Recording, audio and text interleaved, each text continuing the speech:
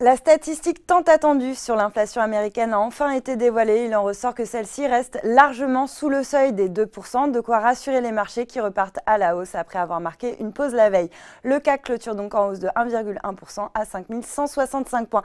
Dans le détail, l'indice des prix à la consommation des États-Unis a progressé de 0,5% en rythme séquentiel le mois dernier. C'est un tout petit peu plus que ce qui était prévu par le consensus qui tablait sur une hausse de 0,4%. Ce qui a vraiment rassuré les investisseurs en revanche, c'est que l'indice Core Rate, qui prend en compte l'inflation hors nourriture et énergie, n'a progressé que de 0,3%, soit une hausse de 1,8% par an. Du côté des valeurs, Crédit Agricole abandonne pratiquement 3% sur fond de bénéfices nets légèrement inférieurs aux attentes au titre de l'année. Pour trouver de nouveaux relais de croissance, la banque a annoncé qu'elle souhaitait accélérer sa croissance organique en Pologne. Natixis clôture à l'équilibre après avoir annoncé un bénéfice net part du groupe en croissance de 25% sur un an et d'une augmentation de 9% de son produit net bancaire à 9,5 milliards d'euros.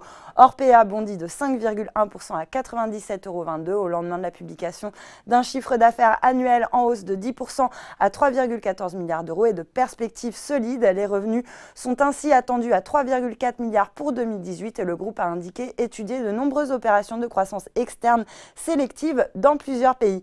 DBV s'envole de 27,4% à 41,94 €. La biotech parisienne a obtenu de la FDA, l'autorité sanitaire américaine, la confirmation que les données d'efficacité disponibles pour Viaskin Peanut, son patch de désensibilisation de l'allergie à l'arachide, étaient suffisantes pour déposer une demande d'autorisation de mise sur le marché. Une nouvelle qui a été donc saluée par le marché. Enfin, Rexel est bien orienté. Le distributeur de produits et de services pour le monde de l'énergie bondit de plus de 6% après avoir publié un bénéfice net récurrent en hausse de 16,4% à 291 millions d'euros. Rexel qui anticipe un environnement favorable dans la plupart des zones géographiques pour 2018.